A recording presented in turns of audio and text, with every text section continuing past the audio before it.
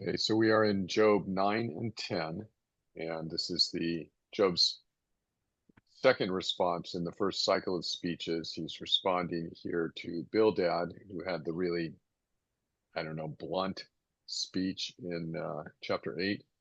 Job actually isn't responding so much to Bildad directly. He's more or less, probably more, talking to himself. He's going through various ideas and thoughts and he's expressing them out loud. And so his friends are there and they're hearing them, but he's not talking to them. And he's not praying either. He's just ruminating, I guess, is what, might be the word for that. And in the first chapter, in chapter 9, his response here goes chapter 9 and 10. In chapter 9, he's going over several ways that he thinks he might be able to escape from his dilemma, his problem. His problem being that God is not listening to him, and God has apparently condemned him or is treating him like Job is God's enemy. And Job wants to escape from this condition. He wants the good relationship that he had with God to be restored. And so I want to give a quick summary of the things that Job said in response to his thinking about the first option. The first option was I could call God to court. We could meet in court and I could present my case, which is obviously right, and I would win. And so that's that's what Job said in beginning of chapter 9. But he shoots that down for one reason that has several other reasons attached to it. And when we read through these and I talked about them, but last week we were looking at them in the context of these are reasons why Job can't do what he wants to do. He wants to call God to court, but he can't do it. So on the outline, I'm looking at page 2 right now, dead end number 1, the court. I know we went over that last week, but I just want to go over the summary again. So, as I said, when we looked at it before, we were looking at them in the context of these are reasons that are preventing Job from calling God to court. I think it's also important to look at these as reasons why God is great, and they're wonderful things. So, he asked the initial question in verse 3. He says, "How could anyone ever find words to answer if the Lord cross-examines him?" He asks that type of a question. And in verse 4, he says, "God is too wise. God is too powerful, and none who have opposed him have ever succeeded." And as I said, we read these the first time through, and we put them in the context of these are bad. It's bad. It's bad for Job that God's like this. But actually, these are really praiseworthy things about God, and we should hold on to that. And I think Job, he knows God, and he knows that these are praiseworthy things about God. And because God is who he is, Job can't call God to court, because God is all wise and all powerful, and that he always succeeds in whatever his plans are. Yes, Don. I am trying to find the doc that we are Sure. being that you're referring to today. What is it called? There's the link. I just put the link up. Oh, all right. All right. Thank you. Yeah, so I'm on page 2 there, and I'm going to skip ahead soon to another page.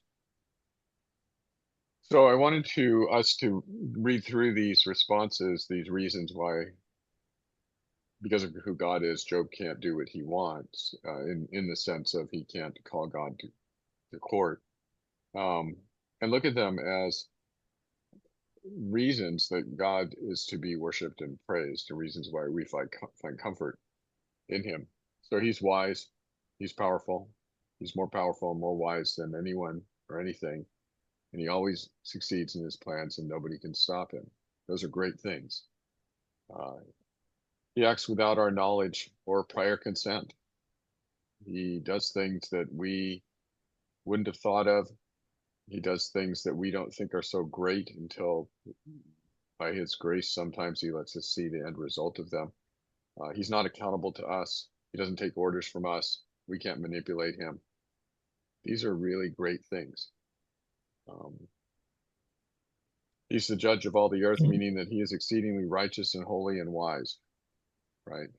He would have to be the judge of all the earth. And he's the ruler of all things. And all creation obeys him. Um, even the wicked do what they do in the accomplishment of God's purposes. And what they're trying to do in their puny minds and in their sinful intentions, their intentions are not God's intentions, but what they actually do works to bring about God's great plan. Our God is so good, so fantastic, that he takes wickedness and makes it serve his good purposes. And I think on the list of things about how amazing God is, that's in my book, that's a really high one. That he could take something like the crucifixion and make that the best thing that ever happened. So that's amazing. Um, his works are beyond our comprehension. Point I from verses 10 and 11.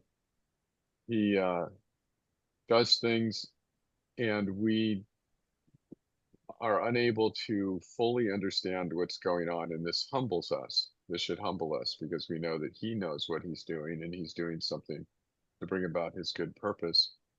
And so we can't, um, we most likely won't understand it, but that doesn't mean that it isn't wise, and it isn't just, and it isn't great.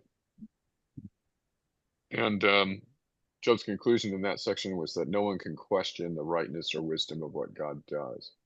That's certainly true, and it's a good reminder, to us who sometimes things go wrong, and we, I mean, even little things. Somebody cuts us off, and we go, why did that happen?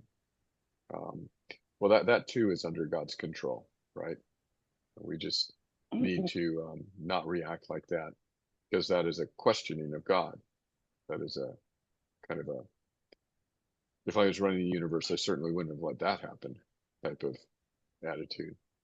But we're not running the universe, and I'm real thankful for that, because if any one of us ran the universe, I think it would go out of existence within a millisecond. But so, um, so these things are all praiseworthy, and they're things I wanted to just highlight once more in the text and in the outline. So skip down to page 5, uh, where it says start here. Job is going through his reasons, his avenues of escape, and his reasons for rejecting them. And I'll read the text now. We'll pick up in verse 19. Pick up in verse 19. I'll read to the end of this chapter. Verse 19, if it is a contest of strength, behold, he is mighty. If it is a matter of justice, who can summon him? Though I am in the right, my own mouth would condemn me. Though I am blameless, he would prove me for perverse. I am blameless. I regard not myself. I loathe my life. It is all one. Therefore I say, he destroys both the blameless and the wicked. When disaster brings sudden death, he mocks at the calamity of the innocent. The earth is given into the hand of the wicked. He covers the faces of its judges. Not if it is not he, who then is it? My days are swifter than a runner. They flee away. They see no good. They go by like skiffs of reed, like an eagle swooping on the prey. If I say I will forget my complaint, I will put off my sad face and be of good cheer. I become afraid of all my suffering, for I know you will not hold me innocent. I shall be condemned. Why then do I labor in vain? If I wash myself with snow and cleanse my hands with lye, yet you will plunge me into a pit, and my own clothes will abhor me. For he is not a man as I am, that I might answer him, that we should come to trial together. There is no arbiter between us who might lay his hand on us both. Let him take his rod away from me, and let not dread of him terrify me. Then I would speak without fear of him, for I am not so in myself. So that I was reading from the ESV. That's the first the end of the first half of Job's 2 chapter speech here, or ruminations. Uh, so in verse 19, at the beginning, verse 19a, he says, if it is a contest of strength, behold, he is mighty. This is dead end number 2. It's the escape route number 2 that Job considers. He's been considering calling God to court. There were 18 or so verses about why that wouldn't work. He's going to return to that again. Still doesn't work, even when he returns to it. But he takes this diversion slightly to say, maybe I can just best him in a battle of strength. Nah, that's not going to work either. We can arm wrestle, we can sit down and arm wrestle like 2 college guys, but nope, won't work. Um, and then he goes back to talking about the court. In the second half of 19, he says, if it is a matter of justice, who can summon him? Though I am in the right, my own mouth would condemn me. Though I am blameless, he would prove me perverse. So he says, there is no one who could summon God. Um, I can't summon him. And I cannot even speak with him because even though I'm in the right, I would end up condemning myself with my words. So he's returned to the court analogy here, the court idea, and as solidifying he's coming to the conclusion that this is just a dead end. He's not going to be able to use that. And so he has kind of an outburst at this point after he says, though I am in the right, my own mouth would condemn me. In verse 20, he says, I am in the right? I am blameless. I regard not myself. I loathe my life. And now he's going to go on and say some things that he uh, that are he's going to need to repent of, I think, a little bit later. I think these are some of these things.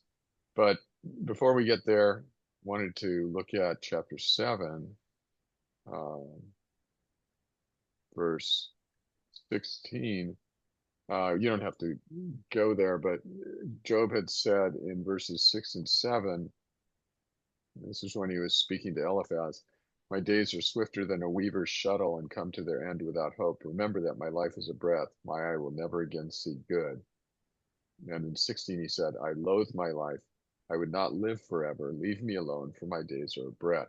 So he's returning back to this thought in chapter 20 about, I loathe my life. Because I loathe my life so much, I'm just going to speak my mind, basically. I'm going to say what I want, what I have to say, and um, doesn't matter to me what the consequences are. So in verse 22, he says, um, this, it is all one. Therefore I say, he, speaking of God destroys both the blameless and the wicked. When disaster brings sudden death, he mocks at the calamity of the innocent. Verse 23 is particularly bad. In the NIV, verse 23 reads this way, when a scourge brings sudden death, he mocks the despair of the innocent. So Job is here saying directly that God is, has no compassion and is mocking the innocent. He doesn't make a distinction between the wicked and the blameless, that God afflicts both of them together without any. He's basically saying against the worldview of his friends that everything works by strict justice. He's saying, no, there's no justice. God afflicts both the wicked and the blameless without any distinction, and God actually laughs at and mocks the affliction of the innocent. So he's again, he's talking to himself, but this certainly is, and he's thinking through thoughts that he might overstate it when he says them the first time, and then they get tempered a little bit later, some of them. But this certainly is a bad thought.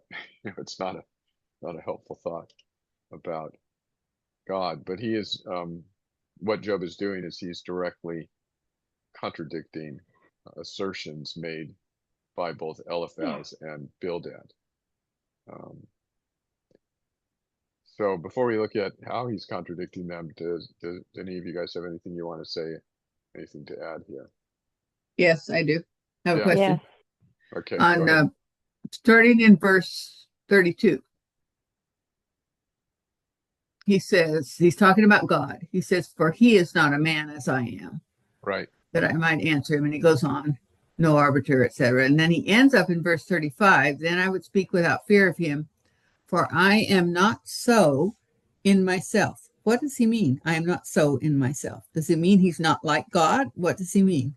Oh, I think what he means is that verse 34, I think it's what he's referring to. He doesn't feel like he can speak his mind with calmness because he's terrified of God. He feels like if God showed up Oh, and he he can't had a speak conversation, without fear right now. Right. right, right, Okay, got it. Yeah, yeah, makes sense. Thank you. okay, sure, sure.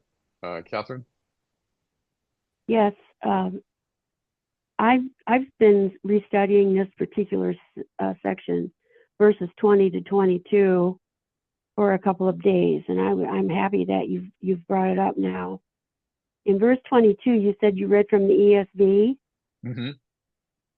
and it is all one. Therefore, I say he destroys the guiltless and the wicked, where you said the blameless and the wicked. Mm-hmm. What I struggled with in verse 22 was the word all. I couldn't get a complete picture. That one word stopped me. It really did. And I may ask you to repeat it again, but I would like to share with you very briefly why I struggled with it, because I Okay. couldn't make any connection.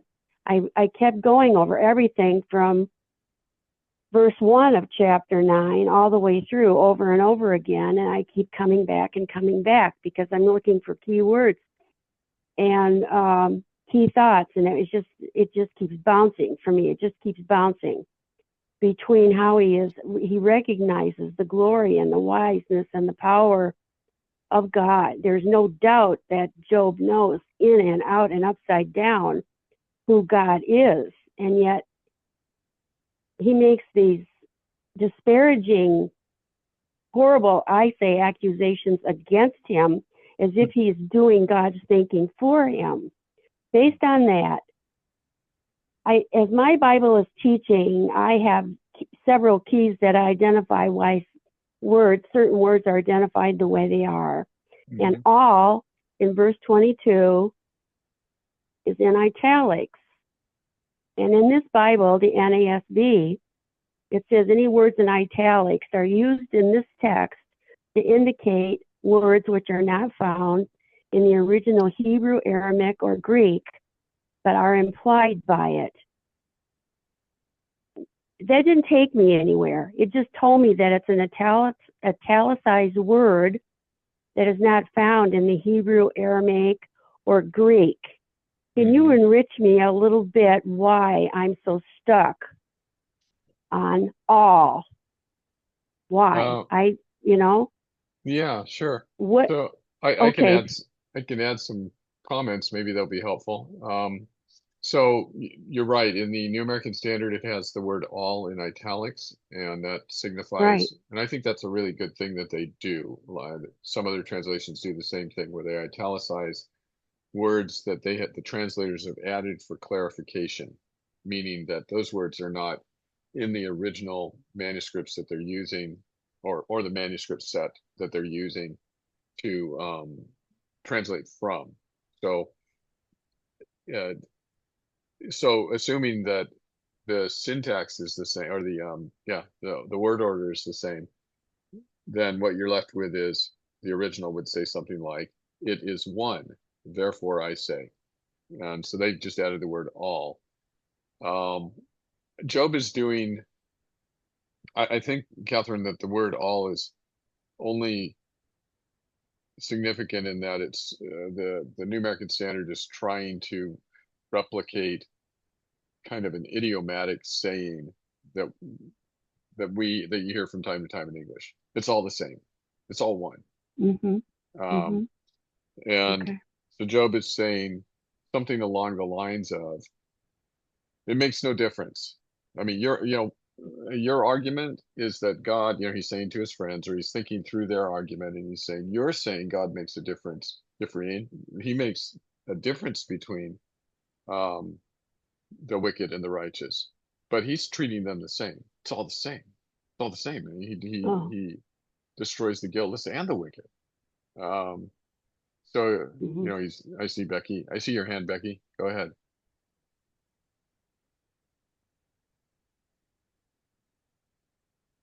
Struggling with the mute. There you go. Okay. Yeah, because I was scrolling through my Bible with with the space key. So I think what I see Job doing a lot of is, he destroys both the blameless and the wicked. It's all the same, right? No, Yeah. no, but the thing is up until Job's time, how many blameless people were there? Yeah. Not a whole lot. I mean, I, th- there I obviously, think the number zero. well, it depends on how you define blameless. Um, Because I think that he says fairly clearly that that they're treated the same, and I think he is what even when he says um I am blameless, what he's saying is I didn't do whatever it was that would merit this kind of punishment. yes. But I don't think he's really saying that he considers himself to be a blameless person. Yeah. Again, And it depends on, and I'll talk about it in a little bit. okay, I Um, wish you would, because when I as I go through this, and well, I'm not struggling with the all that Catherine is. I kind of he mocks the despair of the innocent. Well, how many truly innocent people are there? right. From the time Adam hit the ground till Job's time, how many truly innocent people have there been? Right. Yeah. No, it's a valid question. And, um, so I guess the thing I want to point out here or suggest is that Job is using blameless, not, a part of it is, as you said, Becky, he's saying, um, I didn't do something to cause what's happened to me. And so in that case, he's innocent of that. He's blameless in regard to that. Right. And he is arguing that, and that's a major thought in his head throughout the whole book of Job, and it comes out often. But we also want to remember that when Job uh, when Job says, I am blameless, he is actually not saying anything different than what God had said about him. It's exactly the same. It's the same word from chapter 1:1. Consider my servant Job. He's blameless and upright. Chapter 1, verse 1, chapter 1, verse 3, or verse 8, chapter 2, verse 3, three times, said in the introduction. And that Job is blameless and upright. But those words spoken by the narrator and spoken by God, and then presumably here by Job also, well, I think we could show that also, as they're spoken by Job, don't mean, looks like Becky had to pop off for a second there. Don't mean that Job is sinless or pure. He's going to be accused of saying that by one of his friends, but he doesn't say that. He actually just says he's blameless in the sense that he is upright before God, which means that when he sins, he repents of his sins and he brings a sacrifice, and he even sins even in case he even sacrifices in case he and his children sin.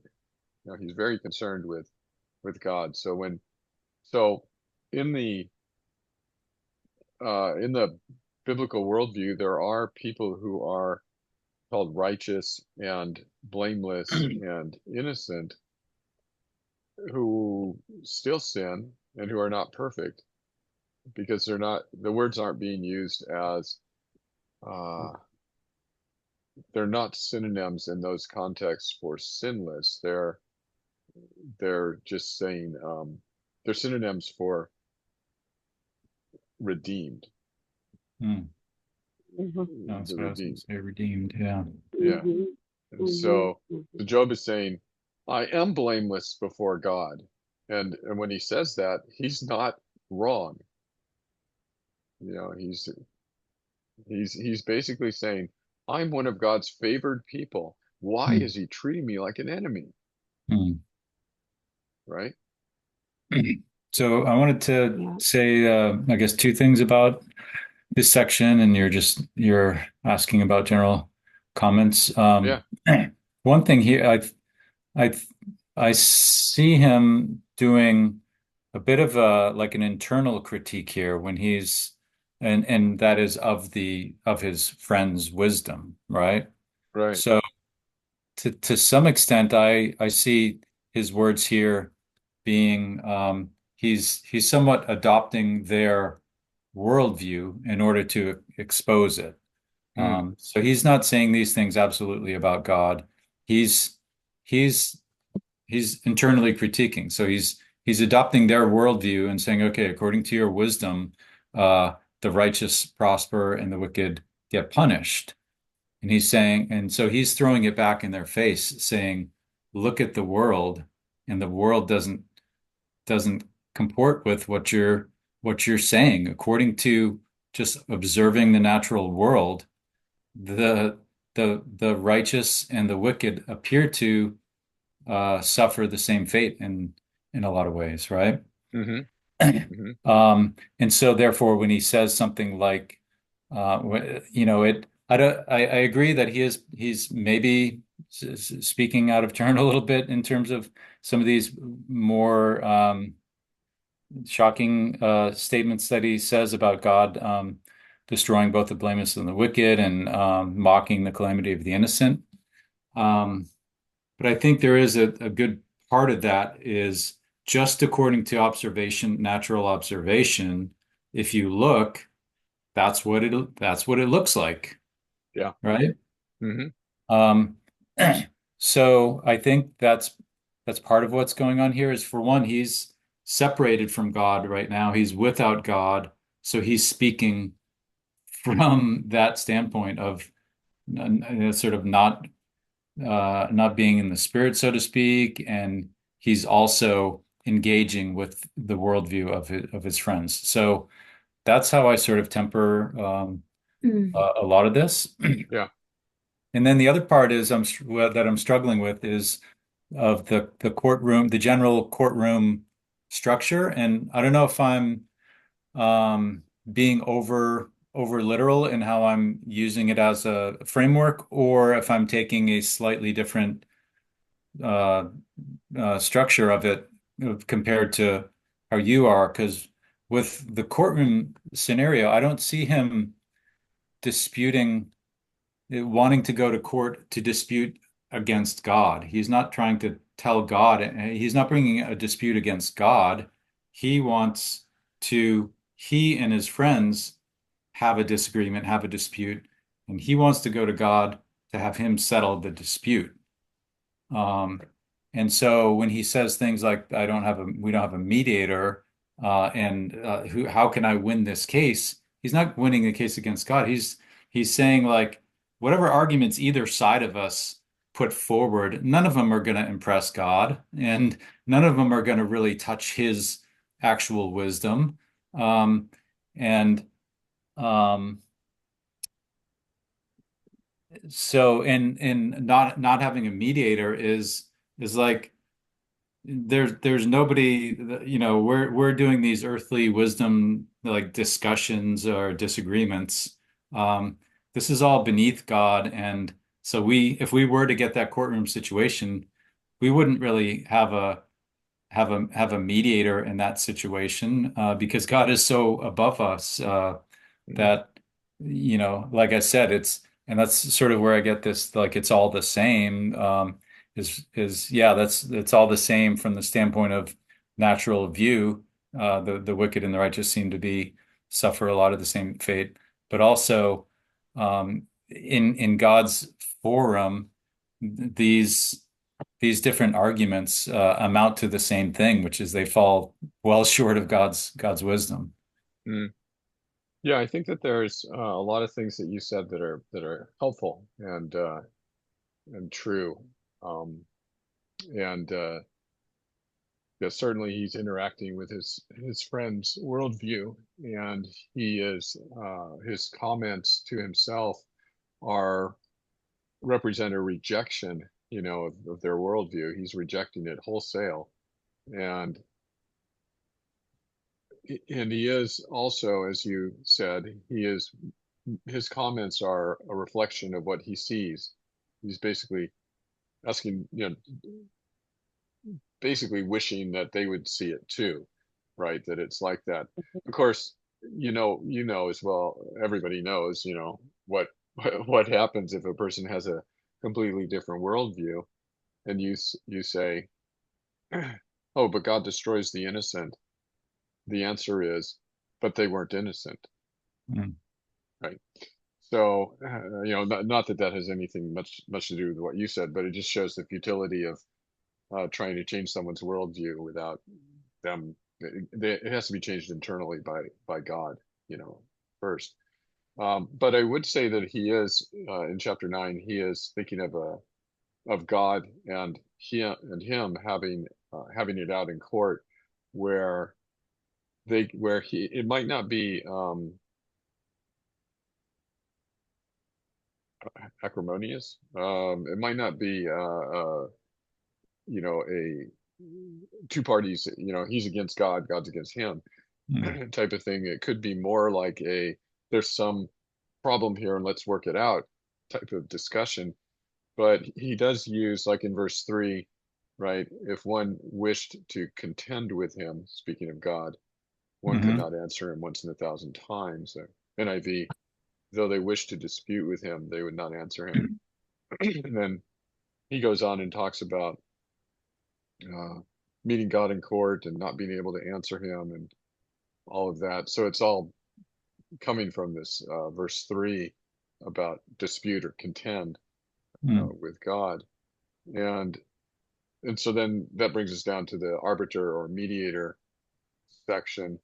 And in the mediator section, there actually would be mediators for Job and his friends, if that's what the dispute was about. Um, it's they would just need a human. I see you, Mom. I'll get to you in a second. They would just need another person. In real important verse. Oh, I know Mm. you're gonna say something too. Yeah. Um, let me read this verse and then maybe. So it's 1 Samuel 2:25. Hmm. Samuel or Eli says to his sons who have been sinning against the Lord. He says, if one man sins against another, God will mediate for him. Now that King James there, and maybe even the New American Standard, some translations have the judges, because it's Elohim, and that's the judges. And so Mhm. if one man sins against another, the judge or judges, the human judge or judges who have been appointed by God, will mediate for him. But if a man sins against the Lord, who can intercede for him? He's Mm. saying there's no mediator, right? There's no mediator. You sinned against God. But if they had just sinned against another person, there'd be a human judge appointed by God Mm. to mediate for them. So Mhm. um, I saw that yeah. So let me. when I was. I see you, Mom. Um, Let me go to Mom first. She looks like she's having a hard time sitting there. Oh, well, yeah, I'm in pain, but that's okay. I Um, thought it was just the idea was getting ready to burst out and no, no, but you know how I often will take all the details and distill them in this yeah. one thing, right? So I think it's very helpful to me to approach this whole book of Job with the discussion of worldviews. Mm, And I think what Job is doing throughout the entire book is, in the face of his suffering, he is having to reevaluate his own worldview. hmm And that's what he's doing here. He's sort of arguing it with his friends. He's sort of saying, "Oh no, that can't be right," and he's going to end up in the right place at the end, and Hmm. probably the place that he began in, except at a much deeper level. Hmm. And that's what the whole book is.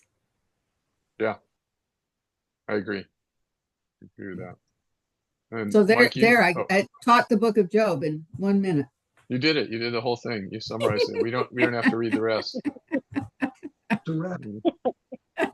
God could have saved us, 30 something chapters. And, So what are we doing next week then?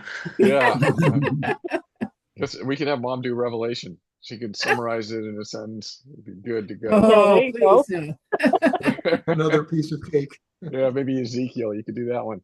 Um, Oh, uh, go ahead, Mike. I think you were starting to So I sentences. guess I was just like looking for my basic question is am I applying the courtroom structure too strictly, or am I saying something different when I say, sure, God, Job wants to contend with God? I would say he wants to argue his case before God.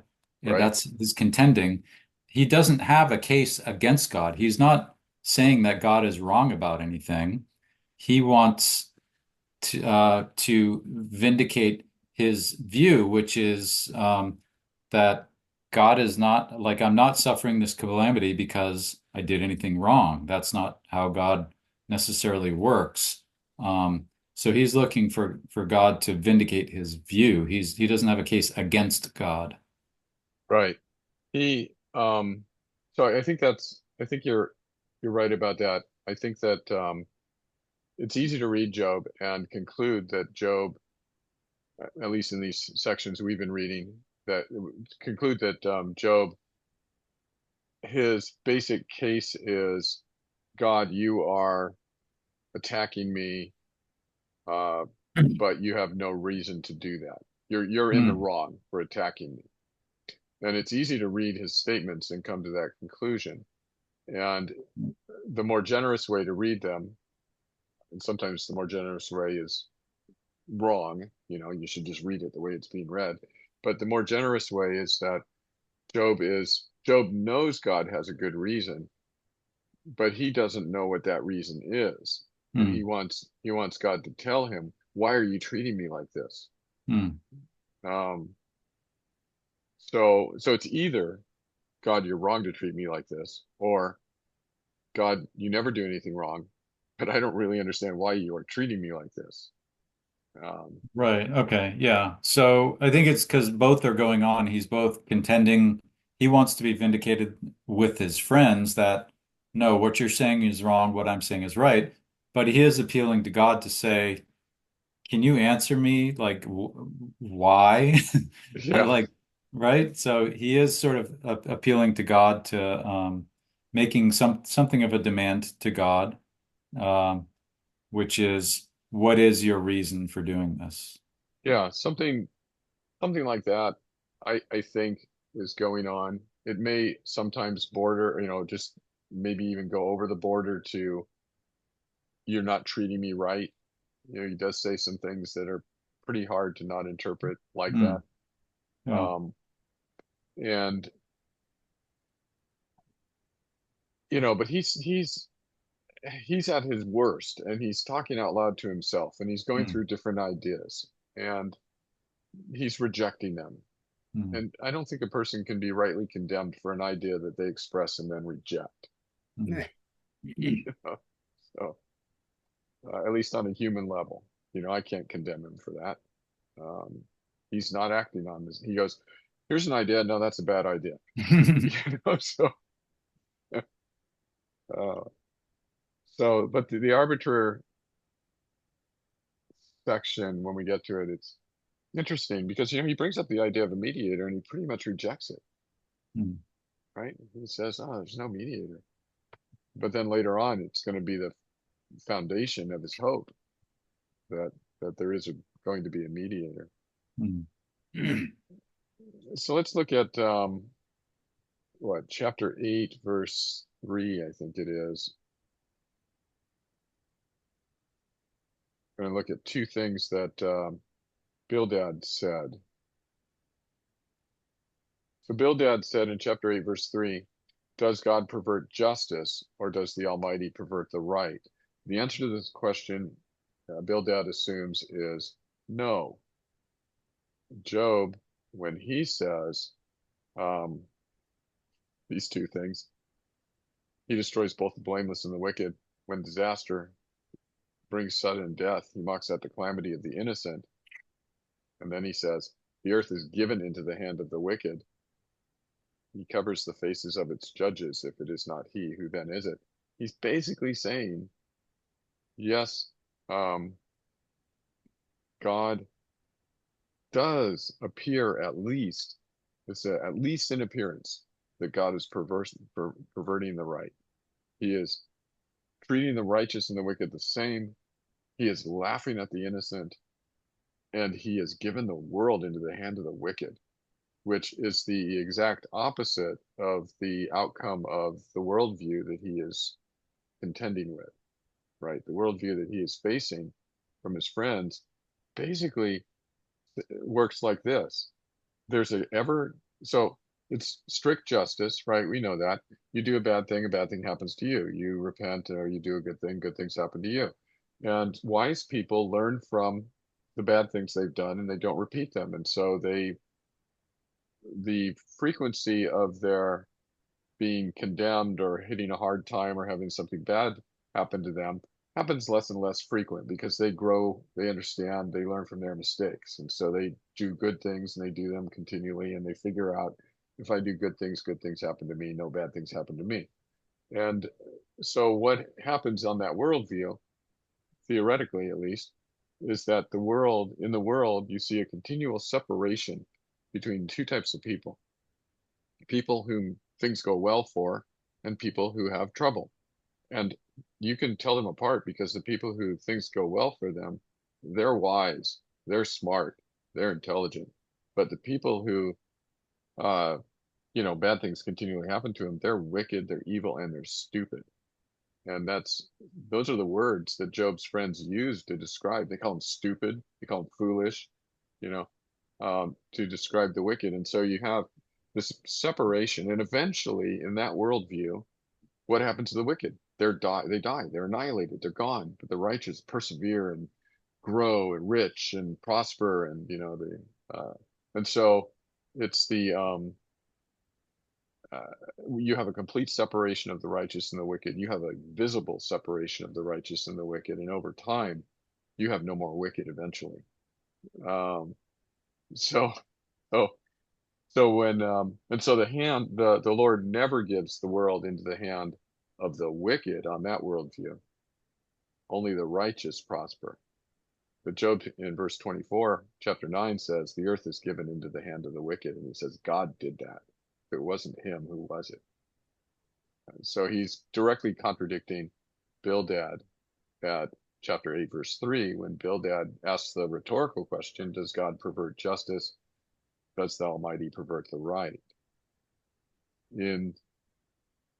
Job's also going to contradict what Bildad said in chapter 8, verse 20. Bildad had said, behold, God will not reject a blameless man, nor take the hand of evildoers. And again, what I read from Job chapter 9, that those two verses contradict that. God, he's rejecting the guilty and he's rejecting the innocent. He's rejecting the blameless and he's rejecting the wicked. And so Job is saying these things, like you said, Mike, he's thinking through this worldview, he's responding to it. He's directly contradicting it. He's thinking about scenes that he's observed, and primarily he's thinking about himself.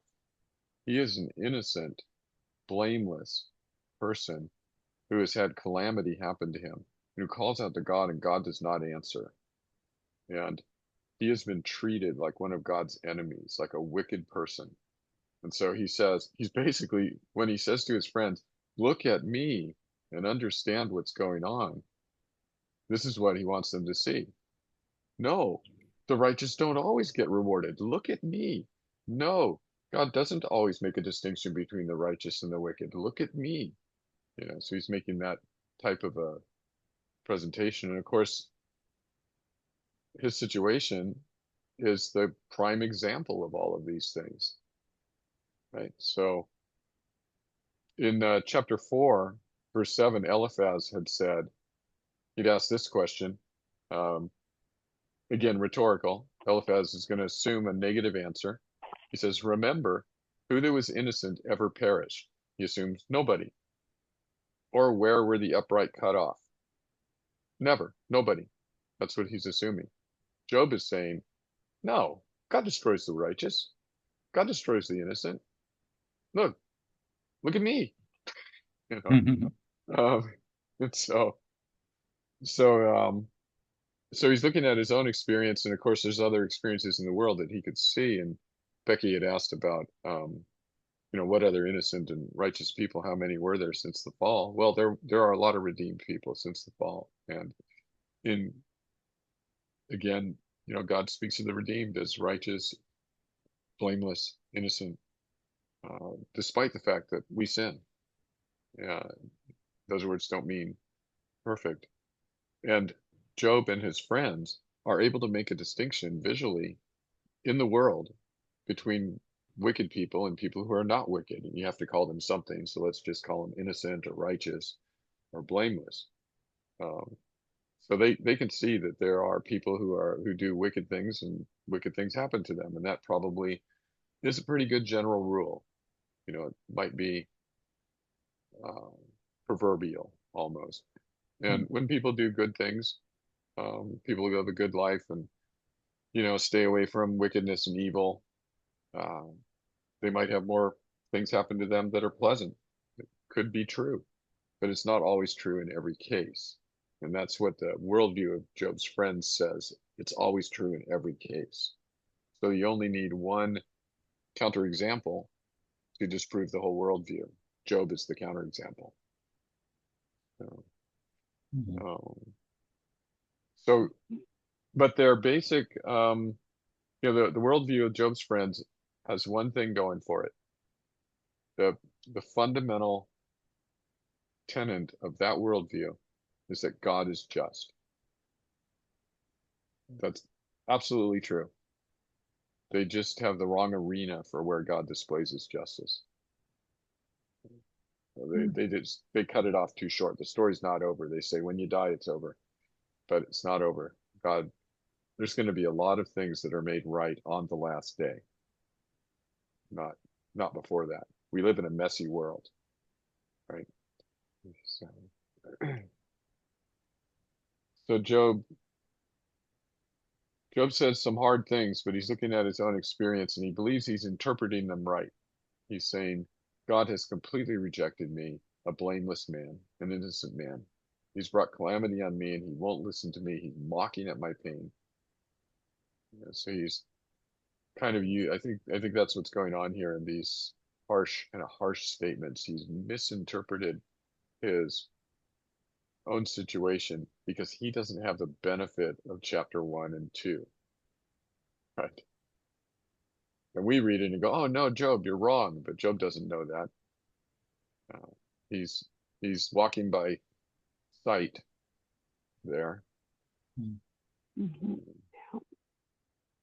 So I guess it just what's come up in my mind too is just the applying this to Christ, and like you mentioned, their misunderstanding about God's justice, that it's like that it's immediate and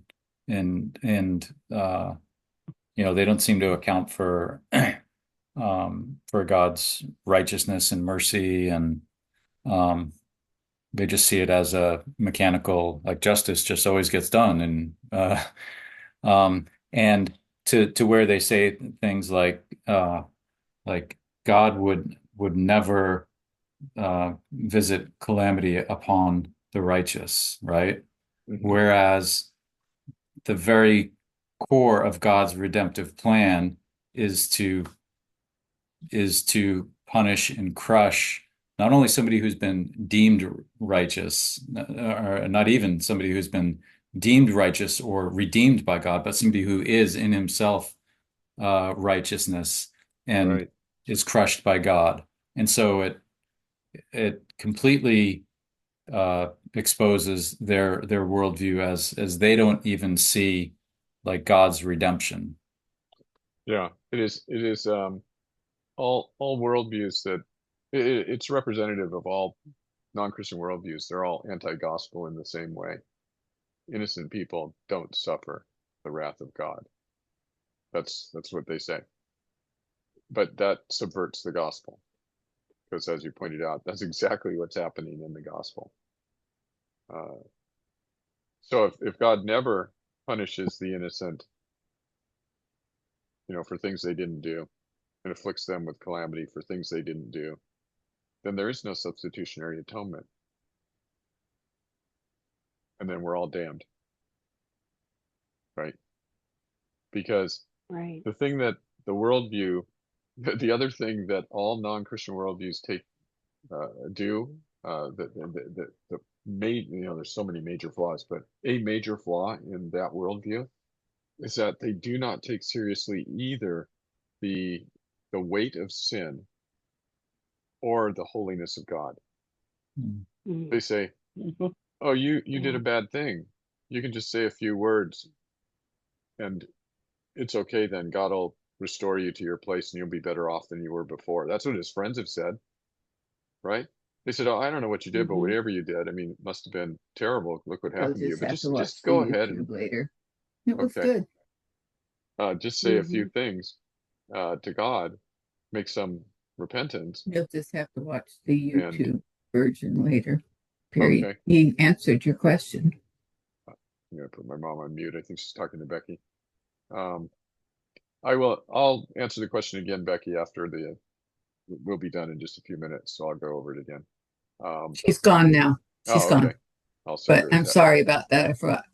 Oh, no, it's okay. I'll send her a email or text. So anyway, these non-Christian worldviews, including the ones that his friends have, don't take seriously sin, and they don't take seriously the holiness of God. Every single sin deserves death, right? Every Mhm. one of them.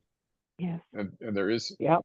there is no, I mean, how could God just overlook that, Mhm. right? Just not pay the full penalty. Just go, "Oh, you made a token response. You said, 'I'm sorry.'" And as if that makes up for anything. Mhm. So so these non-Christian worldviews, they don't have a holy God. They don't have a doctrine of sin. They have no realistic understanding of sin. They eliminate grace. They eliminate compassion, right? All of those things which without without those things, uh, without an adequate response for sin and holiness, there is no good news. Right? It's just bad news, right? So yeah, terrible. Um, the worldviews are really insidious. I mean, they make sense. Everybody out there, all of your non-Christian friends and neighbors, they pretty much have a version that says my good deeds are going to outweigh my bad deeds. Like, no, they're not. You don't know the holiness of God. You don't know the weight of your sin. Um, it might be true, that God weighs our good deeds against our bad deeds, but the thing is, we have no good deeds. So it's Mhm. totally a losing proposition. Um, so thank God that God punishes the innocent, and he redeems, justifies the wicked, right? So that's the gospel. Hmm. So I think we must be at almost 8 o'clock. So I think we'll stop here. Next week we'll start talking about if God didn't do these things, who did? God's sovereignty. Talk a little bit about that. So, anybody have anything else you want to add before we close tonight? I guess just one more like pointing to Christ item is like we see, okay, Job, righteous and upright, right? Yep. And then he suffers this, and the depths of his how lost he is, how miserable he is, um, and everything that's going through his mind, that this is just a small taste of what Christ took on in his human uh, nature, and when he suffered. Um, this is just a small portion of that. So I think it gives us more appreciation for what Christ endured. Amen. It does. I yeah, especially this chapter 9, especially toward the end of chapter 9. It sounds like Job is being tormented, tormented in hell, it sounds like. It's really extreme distress. So, yeah, it tells us, like you said, it highlights as much as we can understand, which isn't a lot, but it highlights some of the depths of the estrangement, the suffering that Christ endured, and the estrangement from the Father that he felt. Job's going through something relatively comparable, but Mm. not, Christ had the weight of the sin of all of the elect. Uh, Job is suffering for his innocence, but he's not suffering vicariously for anybody's sins. Uh, yeah, so there's a qualitative difference, obviously, but there are great similarities too. All right, I'm going to turn off the recording